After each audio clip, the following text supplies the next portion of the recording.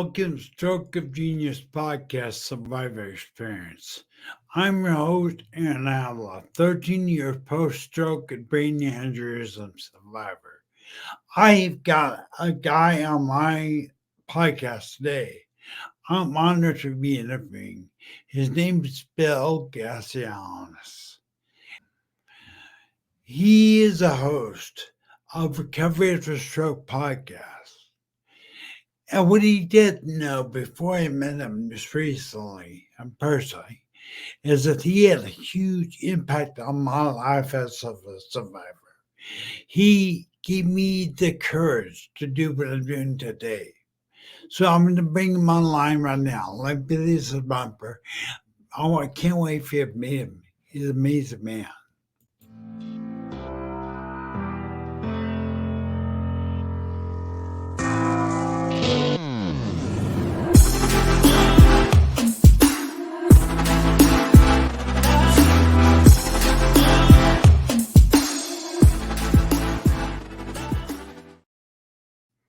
Hey, Bill. Hey, Aaron, how are you, man? I'm doing really good.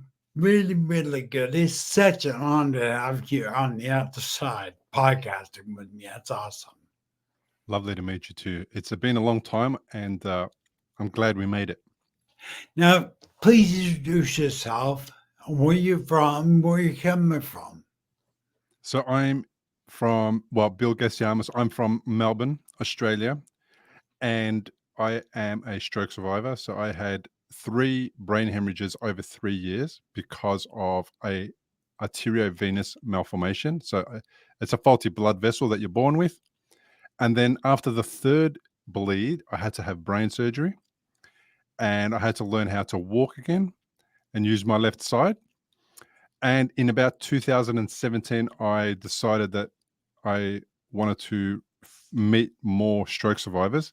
And I had an idea for a podcast that I started in 2015.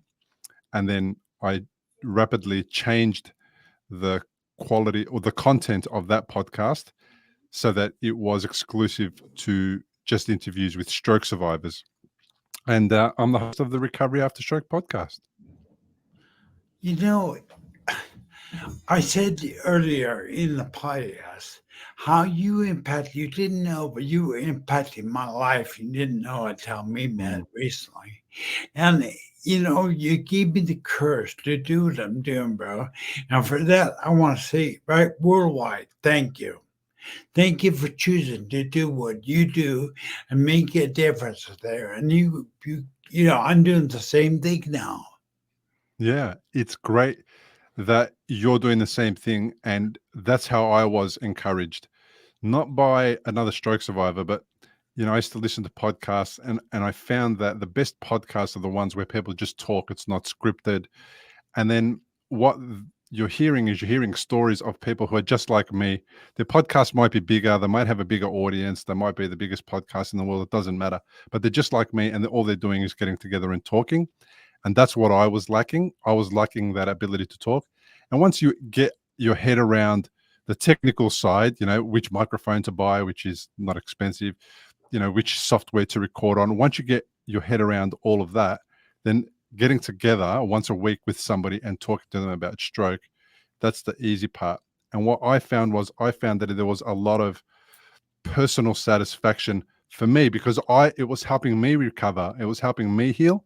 I didn't know the impact that it was having on other people, but like you, so many people tell me every week that they are getting amazing results by listening to the podcast. It's helping them a lot, and it's making a difference to their recovery. And I never expected that. That's the bonus. That's the bonus that I never expected, So I'm so glad that what it then does is inspire other stroke survivors to get off their butt and do something amazing with their life, not just sit back and wait for death to turn up. Bill, I want to touch on that because I think I was almost one of those stroke survivors who sat on their butt. And I'm a say the majority of our brothers that just sit down after the stroke, but they don't realize the stroke is a superpower. And look at you. Look what you're doing. And we're gonna get into yours because I personally want to know a little bit about your stroke life and how it's led you on this journey to where you're now a published author, bro. So I want to inspire anybody out there. Bill and I, our only difference between if you're sitting there and not doing anything with your stroke. Yeah. The only difference, Bill, you and me, is a decision. You just decide, I'm going to make something out of a stroke. I'm going to help people. I'm going to find the purpose in my stroke. And that's what Bill and I did. Yeah. I had I was a guy who had a painting company before the stroke, and I still have that painting company, but I was working a lot, too many hours. I wasn't getting any help from anybody. I didn't understand all the intricacies of running a business. I was really stressed. I was a bit annoying to be around. I was a bit painful when I got home. Sometimes I took out my frustrations at the kids and the wife. And what the stroke did is it kind of put things into perspective. And I was unwell for 3 years, very unwell for 3 years. So it's not like you're seeing me and you think, well, he had it good, or he had a, he didn't have the issues that I've got. Well, I had all those issues. I had cognitive issues. I couldn't drive. I couldn't work. At some point, I couldn't walk. I couldn't remember my wife. My left side didn't work. So I've had to overcome a lot of things, and I still live with fatigue some days, and I still have difficulty having the energy to do things certain days. Everything that stroke survivors talk about, I have on a different level than everybody else, right? So I still struggle with all my stuff, but I figured if I set my entire existence just focusing on that stuff, I was going to get really unhappy and be really sad and depressed all the time. So I wanted to solve the problems that I had, and I had a lot of problems, and I went about solving those problems, and that's what I did. So I took control where I could, Aaron, and one of the things I could control easily, for example, was my food, what I ate, which meant it was more about what I didn't eat, which meant I stopped eating sugar, I stopped eating pasta and bread, I stopped eating caffeine, and I stopped eating drinking alcohol. So as soon as I did that, I started to notice some benefits, physically, mentally. I had some weight loss, I had some energy levels increase, all that type of thing. And then as I started to do that, and then I found, for example, the benefit of meditation. I meditated and I did that, and I found a positive result. I found that I was in control of some of the aspects to recovery that I didn't know I was in control of. So I had a lot of positive things that I was doing that were helping me, that didn't cost me anything extra. And as a result of that, I started to discover that I could share these things with other people. And that's how the podcast idea came to be. Is I wanted to learn from them and see what they were doing, people interviewing me that I was interviewing, so that I could use that information, and then I would share my information. And all of a sudden, we had this beautiful community that we were creating and learning from each other. And what comes from that is you stop feeling alone. You stop feeling like you're on the journey alone. And that's what most of the people who listen to the podcast say is the benefit of it, right? And then over time, at around about episode 70, I noticed myself saying, I think stroke's the best thing that happened to me. And it was strange, really strange for me to say that, because that's a weird thing to say. And it wasn't the actual stroke that was the best thing that happened to me. It was what it created afterwards, all the positive things that happened. We hear about post-traumatic stress disorder. Well, I was having post-traumatic growth. I was growing right after the stroke, and I didn't realize that until a few years down the track, that I've changed. I'm a completely different person, and I have had a lot of growth since my stroke. And when I asked my followers on Instagram, when I asked them, has anyone else had that experience? Do they think that stroke is the best thing that happened to them? Many of them said they did. And that was crazy. I couldn't believe it. So I interviewed them to find out why they were saying that. And what I found was that we had all these 10 things in common. And those 10 things became the chapters of the book that I wrote, The Unexpected Way That a Stroke Became the Best Thing That Happened. And the idea sort of started in 2019. I interviewed people for about 2 years. By the time I got everyone together and interviewed them individually, saw the pattern, wrote the initial kind of layout of the book, had the chapters, and then was ready to write the book. There was 2 years before I wrote it, and then it took me 2 years to write it. And it took 2 years to write because I'm a stroke survivor, and it's very hard to write a book. And it released in December last year, December 2023. So that's a little bit of my story. That is what I want to, so everybody knows out there. I will put all the links to Bill's social media and to his purchase his book in the description of the video. So, Bill, I want to back up just a little bit. How old were you when you had your stroke? 37 the first time. And I had my surgery, brain surgery, at 40. So you had the EVM. I'm familiar with those. I don't know how to say it, but I'm not going to try. So what does AVM stand for? Arteriovenous malformation. Now, that malformation where normally per normal person would have one vein. All of a sudden, for whatever reason, your vein in your brain decided to branch out like 10, 15 different small veins, right? So what it is, it's a normal vein, and then it breaks off into this weird, strange vein. And the vein looks like a spaghetti mixed, like some spaghetti on the plate. And it's not normal to look like that. And it's quite thin, and it's malformed. It's not built correctly. And it's with me from birth. So my entire life, I've had this malformation, this incorrect formed blood vessel. And then because it's kind of like the weakest link in the blood vessels, when you have a high blood pressure episode, or you're stressed or something like that, it's the weakest link, so it is possible that it could pop. And then one day it just bled, it popped, and that's what happened. That's just this blood vessel that I was born with that did nothing for 37 years, and then just one day it popped. Yeah, it's very similar to brain aneurysm first. And it's very similar. It's a type of aneurysm, really. AVM is very similar. It's a bleed. Some AVMs nurses bleed where the blood just goes through the vein wall because it's so thin. Yeah. But yours ruptured. Yours actually ruptured, right?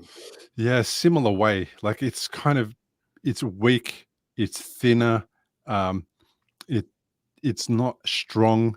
So what happened was like an aneurysm, the blood eventually just pushes its way through, gets out. Now, so was there any? Let's help up somebody out there. So, was there any pre-warning signs you had this was going to occur that maybe you ignored? I had about a year and a half before the bleed. I had a massive headache, the biggest headache you can possibly imagine. And I ended up in hospital, and they did a scan and they couldn't find any issue. They were looking for a bleed in the brain, but there was no blood yet. It hadn't bled yet. And I think what it was doing was just having a bad day and letting me know about it. And that was the only warning sign. I didn't have any other warning signs. When it bled, I had numbness. The numbness started in my left toe, and then I ignored that symptom because I thought it's got nothing to do with my brain. How am I supposed to know it's got to do with my brain? I ignored that, and then what happened was the numbness spread from my big toe to my entire left side over 7 days. And it was after 7 days that I finally went to the hospital. My God, that's 7 days later. So, Garrett, you're saying it started bleeding, it ruptured, but I want your body told you, you ignored it. And I don't know about you, my experience, most stroke survivors ignore the warning sign. The body is telling them there's something wrong, you need to go to the hospital. But they brush it off. They say, "Oh, I'm tired. I'm whatever. I'm right. Am I right?" So, I brushed it off. I had work to do. If I go to the hospital, I'll be there for too long. I won't be able to go to work the next day. oh my God. There's nothing wrong with me. I'm busy. My clients need me. If I don't go to work, we won't get paid. You name it. I came up with every excuse. Yeah, I know that one. But so typical of our people that we interview, isn't it? And it's one of the worst things we can do because we know be fast is the loss of time. And most of us, I have headaches too. My aneurysm swelled up. I have a feeling yours even began to swell. It didn't burst, but swelled. That push in your brain caused the pain. Headache, you never.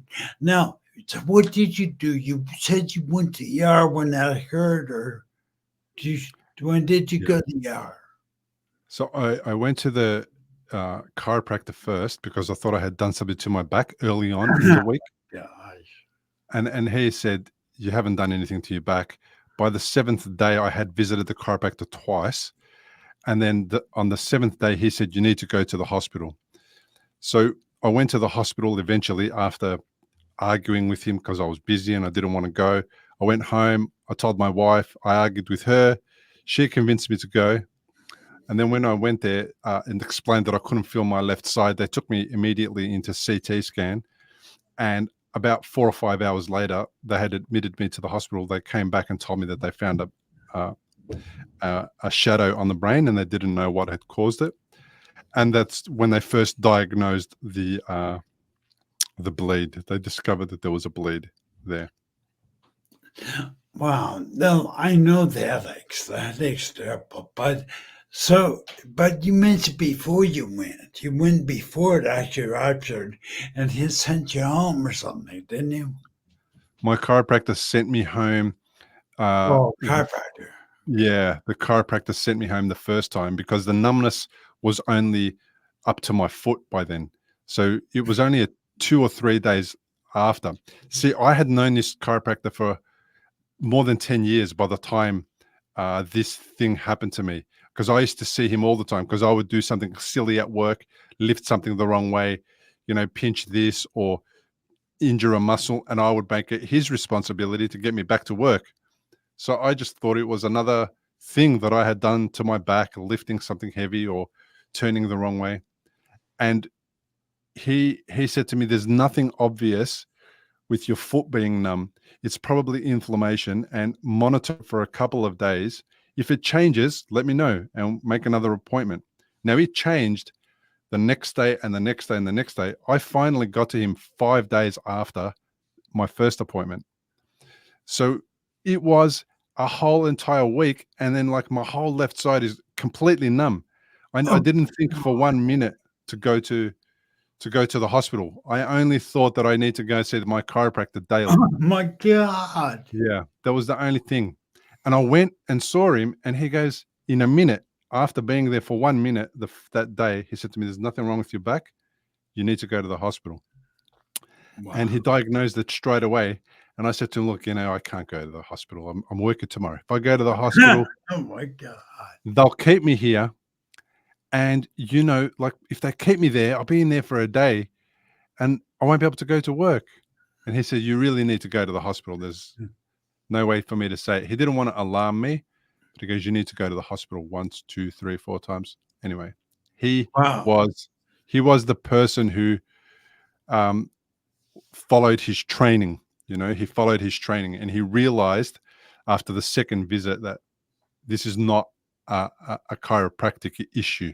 You need to go to the hospital. Yeah. Well, great friend. Thank you for whoever that was. I find it amazing. So then you had your stroke.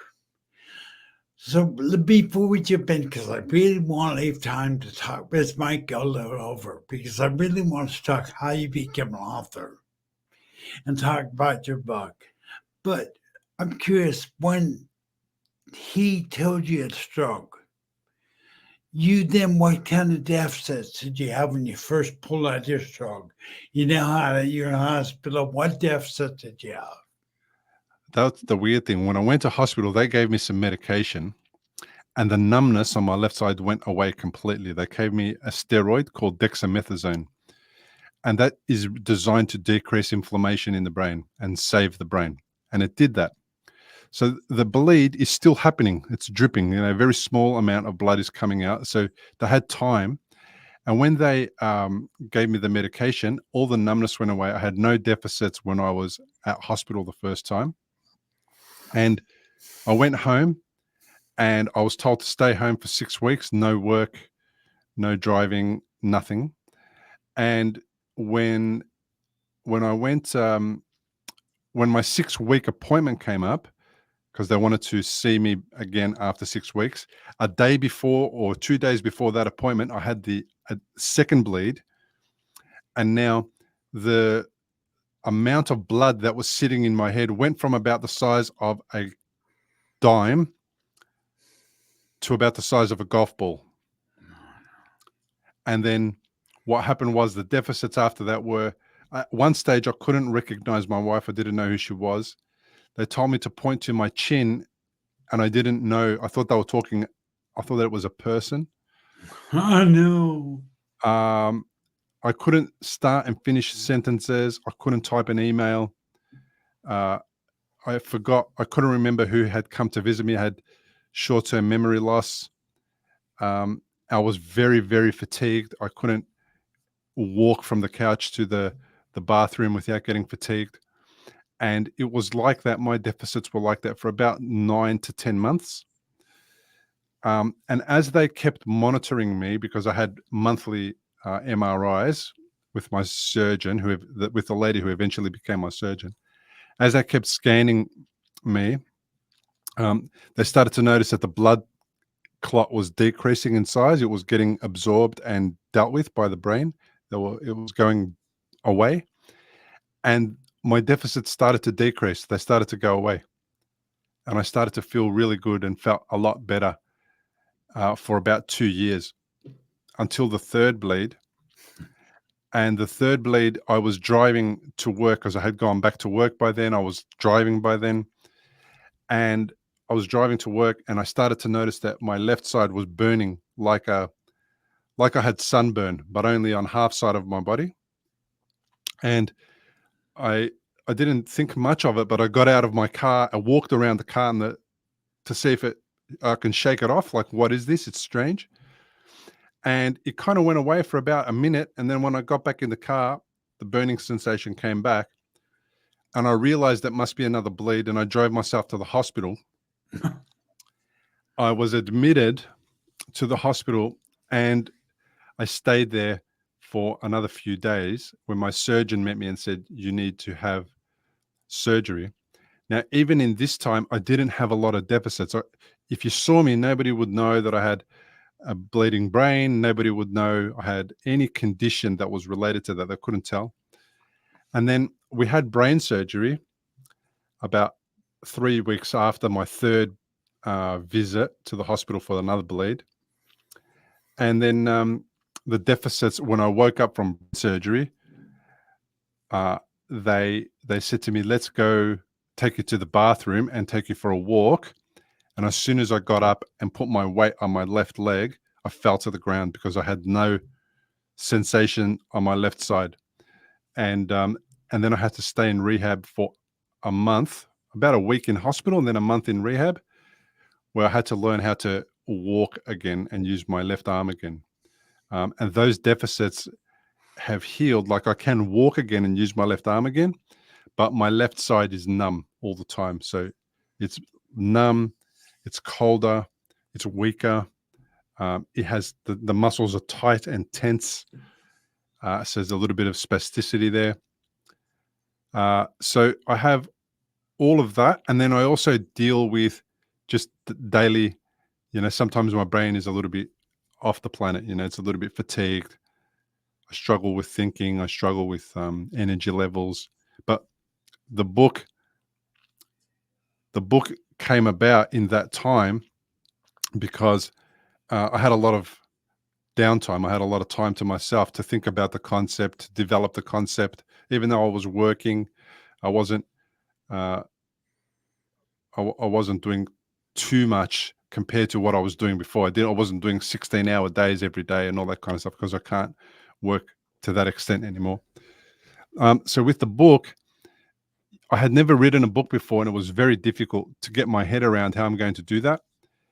And I hired a book coach. Hired a lady who gave me the structure of the entire book, and I had the chapters, and the content was in my head. What I was going to put in each chapter was in my head, and it was my responsibility to take that out of my head and put it in writing. But she gave me the introduction, paragraph, how it's going to be laid out, and that's what I needed. And then she was my coach. So she would check in with me on a monthly basis and say, "Hey, how's it coming along? Any problems? What do you need?" And we would talk about it for about an hour, half an hour. And that was kind of my person who made me accountable to help me take these ideas out of my head and put them on the page. And I had many months where I didn't write anything because sometimes you get stuck. You don't know how to write. You don't know what to write, or your energy levels are not great. So this book, something that should have taken a year, really, it took 2 years. But it was good to get it finished and get it to the end. This book coach, she also had connections with people who did artwork for the cover. She had connections with an editor. She had a person who would do all the design and the layout of the paragraphs, the headings, and all of that stuff. So by the time I got to the end, all I had to do was write the manuscript and hand it to her finished. She had it edited, and then she had the book laid out and designed. And then we spoke to the graphics design guy, and who did the front page and the cover. And then they put it all together, and then they send you a file that's for Amazon, perfect for Amazon. They put it together and they send you a file, and then you upload it to Amazon, and the book's good to go. Well, you mentioned the book, and it's perfect timing because I want people to know we have 30 minutes or so. If I can't go over, I knew I would. But you were condensing years of your life into 30 minutes. I mean, you went through hell. I'm pardon. We went through a hard time, a lot. But then, title of your book, Stroke, the best thing that ever happened. Come on, bro. I mean, tell me But why you came about that name. What is behind that name? the old me doesn't write a book. The old Oh, me doesn't have a podcast that goes around the world. The old me doesn't meet people and get interviewed on national television and radio programs. The old me doesn't do doesn't do coaching of anybody and help anybody anyway. right. I coach stroke survivors to recover. The old me doesn't do public speaking. So all of these things came, and that's just a few of the things. They came after the stroke. The guy before that goes to work every day, works 16 hours, comes home, whinges and bitches and moans, and then goes and does it all again the next day.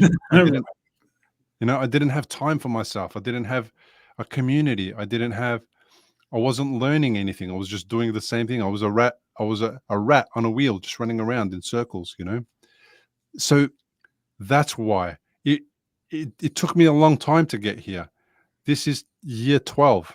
My first experience with a brain hemorrhage was in 2012. It's 2024. This is year 12. It seems like I just got here and I'm talking about it and it's amazing, but it wasn't. It was hard. It was difficult. I learned a lot about myself, how I've overcome so many things, how I've done the hard yards, how I was more resilient than I thought I was, how I was tougher than I was, how, I was able to get my mental health sorted. And I'm still working on these things every day. It's not like I just did it once and I dropped it. I still go to counseling. I've gone back to the gym recently. Um, all of these things have been battles that I've had to fight and overcome. I compare myself to the old guy.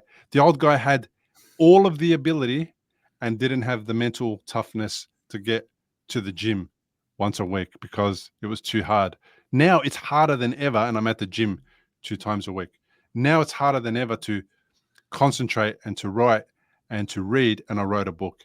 Now it's harder than ever, um, to do many things, to juggle all these things: work, podcast, coaching, family, and I'm managing to do it all. I've grown so much. I am not recognizable. You see my face, I'm the same guy that was having that bleed 12 years ago, but I am a completely different person. And that has only been positive.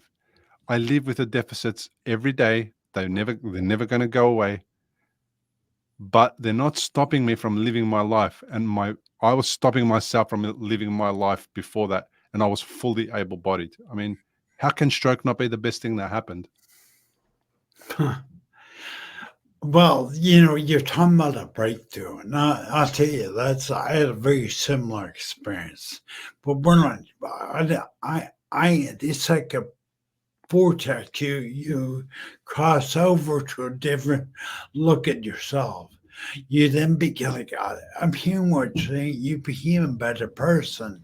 Mm-hmm. And you impacted my life and impacting thousands of people around the world with your podcast. That is amazing. Yeah. How can you say it was not the best thing that ever happened? Well, bro, good for you. I'm just so proud and honored to you. So we're going to put the link to your book in the podcast, in this description of this video. But I just wanted to say in closing, if there's any final words, let's say there's a newer stroke survivor out there. What would be your advice to that newer stroke survivor? It would be suspend your disbelief and put some faith in yourself for once, that you are capable of doing far greater things than you have ever done, even though you've had a stroke. Never give up, and always look for solutions to your problems rather than focusing on how many problems you have. If you focus on how many problems you have, you're going to find more and more and more. If you look for solutions to your problems, you're going to find more and more solutions. I would say that listen to other people who have had a stroke and their recovery and what they've been able to achieve and accomplish. And if you listen to a lot of interviews, you will see a pattern emerge. What people who have a successful recovery do and what people who don't have a successful recovery do. And that doesn't mean that they are walking. That doesn't mean that they are fully able-bodied. They might have vision problems. They might have all sorts of issues. They might have aphasia, but they can still have a successful recovery even if they still have aphasia, even if they're not walking properly, even if they can't move one of their arms. I consider myself fully recovered, yet I still live with all these deficits. I still have to have counseling. I still have to go to the gym and work my body. I still have to rest more. I still have fatigue days. I still feel myself completely healed and recovered from what happened to me. I just have these scars that other people have in different places. And we can still move on and carry on through life and do amazing things with the scars that stroke has left us. That's amazing, bro. Really. Could you do me a favor and hold your book up one more time? And it is stroke, the best thing that ever happened. and it's available on Amazon. I'll put the links in the description of the video. I would say, from what I hear about your book, I've watched a couple of podcasts.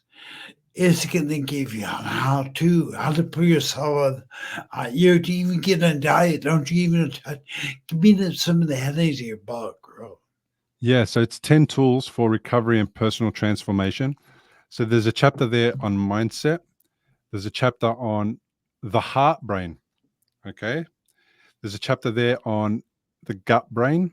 The gut brain is related to our identity, about taking action, about pushing through fear. There's a chapter on sleep, nutrition, exercise. There's a chapter on doing things for other people and finding your community, like searching out and finding your community. And that's, I think, 8. I'm forgetting one of them, but that's okay.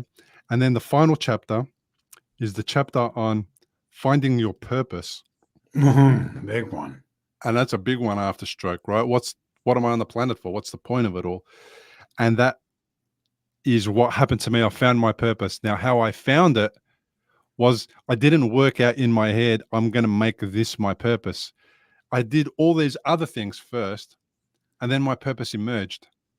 So you don't get you don't find your purpose by doing, by planning it. It kind of just sneaks up on you, and all of a sudden here you are. And what's my purpose? You know what it is, right? It's the Recovery After Stroke podcast. It's helping stroke survivors. It's sharing stories. It's helping people recover. I didn't know that I was going to find my purpose in life. I just wanted to do things that would benefit me, at the same time benefit other people. And that beautiful thing of doing things for other people, and then you get a benefit and they get a benefit, that's how purpose emerges. It might be different for everybody, but that's like the bonus that you get for doing all this other work. And that's kind of the path that I'm on. And that's another reason why stroke's the best thing that happened to me. Like, I have a purpose in life. Before, my purpose was narrow. It was about my kids, right? I got to feed them, clothe them, put them through school, all that kind of stuff, which is fine. It's a really lovely purpose. But when they turn 18 and they leave home and they don't need you anymore, your purpose kind of gets a little bit damaged, and you wonder, what am I really here for? And what I'm here for is, the way my kids are still involved in my purpose is, I want to be a good example to them.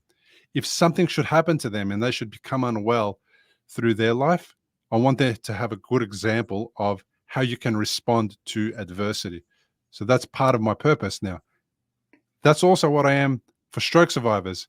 I want to be the example, how you respond to adversity. That's the point of you and me meeting and talking about this and sharing it, so that we can encourage people. And I'm glad that I have that now. I didn't have that before my life. Feels great, doesn't it? I feel fantastic. It does. So, Bill, we kind of say we're out of time. Thank you so much for being here. I hope we come back, because I could do a whole nother podcast easily with you. I have so many questions, but I wanted to thank you so much for being here. It was an honor to have you on my podcast. Thank you. Thank you very much. Thank you for reaching out. Thank you for overcoming your challenges to meet me and to have this podcast and to organize it. And I'd be happy to come back anytime. All right. Thank you, Bill. Thank you again.